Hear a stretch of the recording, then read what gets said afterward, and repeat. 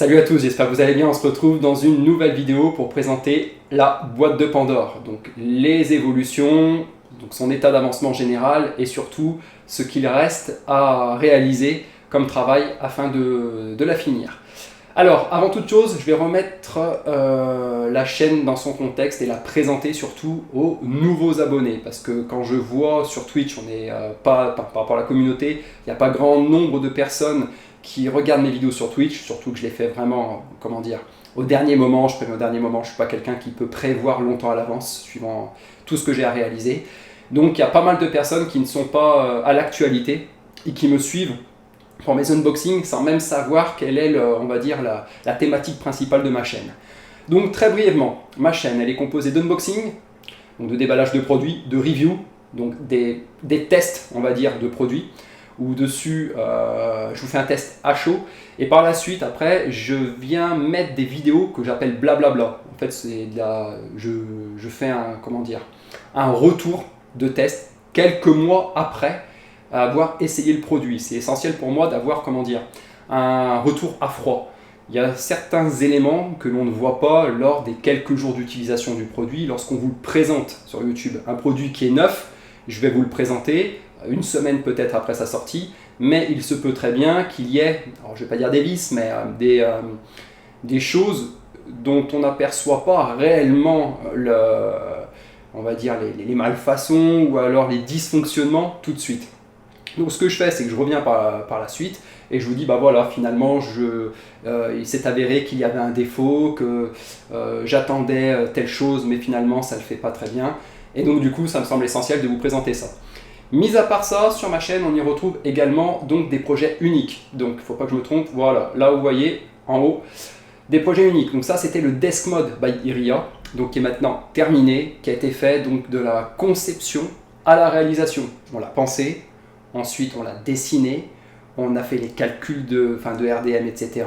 On l'a créé, c'est-à-dire je l'ai d'abord modélisé en polystyrène, on l'a créé, et ensuite, bon, ça a donné ça. Donc là, on va dire que je vous fais un raccourci très, on va dire, succinct, réellement, de toutes les étapes, pour donner donc le produit final, je me trompe à chaque fois, ici, le produit final en haut, de ce que ça peut donner. Vous retrouvez donc sur ma chaîne une playlist où vous retrouvez absolument toutes les vidéos, toutes les explications pour le Desk Mode. Voilà, donc ça c'est posé. Donc ma chaîne, c'est également donc, un projet par an. Donc ça c'était le Desk Mode, c'était l'année 2017. Et le projet de l'année 2018, c'est donc la boîte de Pandore. Donc la boîte de Pandore, c'est quoi? C'est tout simplement à la base une baie informatique. Ça peut ressembler au Desk Mode. Le Desk Mode, on est sur un châssis, on est sur un tout horizontal. Et là, on va travailler sur un tout vertical, comme vous pouvez le voir. Donc celui-ci fait environ 1,60 m de hauteur. Donc il faut pouvoir gérer au niveau des fluides, donc au niveau transmission du liquide de bas en haut, donc avoir une grosse hauteur de refoulement. Donc ça j'en parle dans d'autres vidéos, je ne vais pas trop m'attarder là-dessus. Donc j'ai mis certaines pompes qui peuvent faire le travail. Donc il y en a deux, une par custom loop et ce sont des duals. Voilà, donc deux duals, c'est comme si en gros vous aviez 4 pompes, 2 par custom loop. Le but en fait de ce projet-là, c'est surtout d'avoir quelque chose, on va dire, pareil, qui n'existe pas. Mes projets, en fait, le but, c'est qu'ils ont pour but d'être uniques. C'est-à-dire que ça ne se trouve pas dans le commerce, ça ne se trouve pas sur... on peut retrouver des desk modes sur Internet, mais ce que je veux dire, c'est que c'est très rare, c'est du modding. Donc c'est allier performance et en même temps, le modding, c'est de l'art. Voilà, en informatique, le modding, c'est de l'art. Donc là, je vais vous présenter là où j'en suis. Donc honnêtement, j'ai quasiment fini. Comme j'ai pu vous le dire, il manque la carte graphique. Un peu de... Ouais, il manque quelques tuyaux. J'ai pu faire en fait le début de la custom loop là, qui se trouve ici, je vais vous montrer. Et donc après, la carte graphique qui va venir prendre une bonne place là à peu près là où il y a mon doigt, ça va prendre tout ça environ. La carte graphique. Et là en dessous, vous verrez par la suite, il y aura autre chose. Tous les caches ont été mis, vous vous souvenez. À l'époque, c'était tout vide à l'arrière. Maintenant, tout a été mis. J'ai les portes que je pourrais mettre ici. Le câble management à l'arrière, c'était une horreur. Une horreur. J'en suis à environ à peu près 120 câbles. C'est une horreur. Ça a été très compliqué. J'aurais pu tout mettre en vrac à l'arrière, tout brancher et puis mettre la porte. J'ai fait quelque chose de propre, donc j'ai scindé tout simplement, j'ai fait des tresses, j'ai mis sur les côtés, et comme ça au moins je peux m'y retrouver facilement. Voilà. Donc ce que je vous propose, c'est de faire tout simplement un focus sur la boîte de Pandore, son état d'avancement, ce qui reste à faire, et à la fin je vous fais un petit débrief.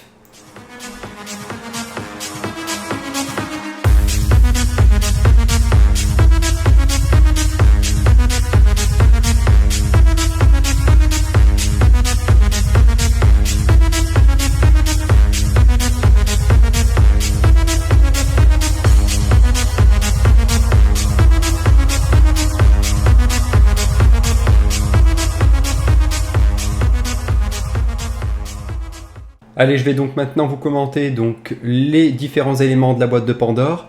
Donc comme vous pouvez le constater, auparavant c'était totalement nu à l'arrière. Il y avait seulement la carte mère et les plaques n'étaient pas encore posées.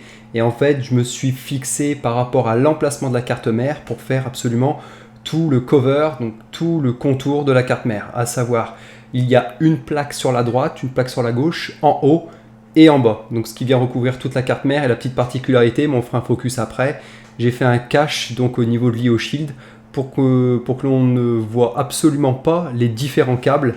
Donc tout ce qui peut être câble RJ45, jack, câble optique. Donc là voilà, là où je vous montre ici, ce qui permet justement donc d'avoir un câble management vraiment de qualité. Donc on a ici le 24 pin ATX qui vient se mettre à la carte mère. C'est le seul câble qui se voit réellement de face lorsqu'on a la boîte de Pandore devant soi.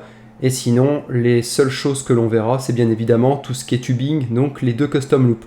Comme vous pouvez le voir, donc une custom loop, excusez-moi, totalement terminée, et celle de droite qui reste tout simplement à... On va dire que bon, le début est créé, mais il faut absolument que je la finisse. Mais pour cela, il faut bien évidemment attendre la RTX, donc la 2080 Ti qui arrivera très prochainement quand Nvidia se décidera de fournir le marché européen, car pour le moment c'est un peu creux. Le filtre là que je vous montre à côté, donc il y a le filtre qui donne sur le waterblock du CPU qui remonte à l'indicateur de flux, de l'indicateur de flux au radiateur. On redescend du radiateur, après on a l'élément qui nous permet d'avoir le nombre de litres par heure et la température du liquide, et ça redescend sur le réservoir qui fait pour rappel 1,30 m environ. Voilà, donc là petit focus dessus. J'y mettrai donc du liquide orange. Mon choix s'est porté sur le MyEms Gigabit, Orange Gigabit, ou alors ça sera le nouveau liquide de chez EK, CryoFuel, qui a l'air d'être assez sympa. Les deux pompes, comme vous pouvez le voir en bas, alors grosse déception pour les deux pompes, comme j'avais pu le mentionner, qui détenaient à la base des câbles qui n'étaient pas tressés, donc j'ai dû refaire absolument tous les câbles. Voilà, ici à droite et à gauche. Donc des duals, ce sont les duals D5. Et puis ici à cet endroit, donc là je vais essayer de vous montrer, là viendra se positionner donc à peu près la carte graphique pour que vous ayez une idée un petit peu. Donc ça sera sur deux plans, le plan avant avec les réservoirs et la carte graphique, et le plan arrière avec la carte mère. Donc on va dire que les deux tiers les trois quarts de la boîte de Pandore seront remplis, et il leur restera un tout petit emplacement donc en bas, là où je vais venir faire le focus, donc là au milieu la carte graphique, et en bas il restera un tout petit emplacement, et ça sera la surprise, j'y placerai quelque chose ou pas, mais normalement il devrait y avoir un élément tout simplement pour le décor. Alors on ne le voit pas, j'ai mis les bandes LED là sur les rails qui se positionnent sur les côtés. Le but étant de ne pas voir la LED, mais seulement la luminosité de la LED une fois qu'on ferme la porte, pour avoir en fait une ambiance qui soit en adéquation avec le thème entre guillemets Aorus, ou surtout du water cooling, enfin du liquide qui sera en orange. Voilà, les ventilateurs en haut et en bas, donc qui permettent également d'avoir un rétroéclairage personnalisé, qui sont RGB. Donc pour rappel, ce sont les Corsair LL120. Donc là, j'ai opté que pour du 120 sur la boîte de Pandore, contrairement au Desk Mode by Iria, où ce sont que des 140, et que j'avais pris des NZXT AER 140. Donc là, ce sont les LL120 de chez Corsair. D'ailleurs, pour information, énormément de matériel de chez Corsair, que ce soit des ventilateurs, au Node Pro, au Lighting Node Pro, au kit expansion LED et au Commander Pro. Donc je vous ferai une vidéo détaillée là-dessus une fois que celui-ci sera en service. Voilà pour la petite présentation de la boîte de Pandore. Voilà, c'est tout pour cette vidéo, j'espère que ça vous aura plu. Cela permet tout simplement aux nouveaux de remettre un contexte un petit peu sur la chaîne. Quel est en fait le but de cette chaîne? Unboxing, test, review, vidéo blablabla. Et surtout donc un projet toujours en parallèle. Et je me dis en gros un projet, un an. Premier projet 2017. Le Death Mode by Iria, et le deuxième projet, la boîte de Pandore. Et le troisième projet, il arrivera bientôt, vous verrez, il faut déjà que je termine ce projet-là. Alors, qu'est-ce qu'il reste à faire? Il reste à mettre la carte graphique, à faire la custom look complète pour la carte graphique, à réaliser le chemin de LED. Je ne veux pas forcément qu'il se voit à l'œil nu, je veux qu'il donne seulement une ambiance lumineuse. Donc attention, je ne veux pas qu'on voit la LED, je veux qu'on ait l'ambiance lumineuse. Donc il faut que je crée le chemin de LED. J'ai trouvé des pins. Les connecteurs spécialement prévus pour Corsair, parce que c'est du format propriétaire.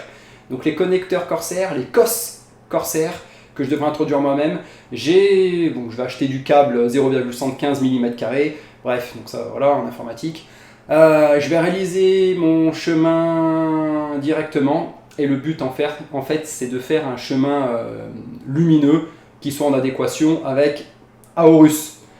Enfin, essayer de rester dans le thème, même si le tout est RGB, que je pourrais changer de couleur à souhait, sachant que je vais mettre le liquide orange, j'aimerais bien faire noir et orange. Voilà, que ce soit tout noir et orange avec quelques petites pointes de blanc à certains endroits. Voilà, donc une fois que la carte graphique sera mise, je vais d'abord, on va dire, faire un nettoyage des deux boucles. Donc j'ai du liquide spécialement prévu pour ça. Et ensuite, je mettrai le liquide orange. Donc soit le Mayhems orange gigabit, soit le EK Cryofuel orange. À savoir une chose, j'ai pu tester donc les réservoirs. Vous aviez vu mes photos où je le remplissais, je mettais plus de 4 litres et quelques. C'est, comme on avait dit, on est sur du 1m30, c'est pi, R au carré fois hauteur. Donc on est à environ entre 4 litres et demi et 4 litres 8 environ de liquide. Donc une fois que ce liquide est mis, pour le moment, on va dire que le disque que j'ai collé en bas, il ne part pas. Par contre, ce que je veux voir, moi, c'est sur du 24 heures d'affilée avec les pompes ou autres, si j'ai pas des fuites. Donc ça, c'est très important. Pour le moment, le projet tient la route, il n'y a aucun souci à ce niveau-là. À voir sur l'utilisation, si j'ai pas des problèmes, si j'ai pas des fuites ou autres. Donc là, on croise les doigts. C'était comme le mode bureau, quand vous vous souvenez. En plus, je vous l'avais fait en live. Donc ça avait été très compliqué. Je l'avais fait en live. On avait eu des fuites. J'avais été obligé de couper. J'avais remis finalement. Nickel. On avait réussi à tout faire. Voilà. Bon, je vais m'arrêter de parler. Sinon, je vais pas arrêter de vous saouler avec ça. Je vous souhaite en tout cas une agréable soirée. Je vous dis à très bientôt pour tout simplement les évolutions de la boîte de Pandore. Mon petit doigt me dit que là, RTX arrive très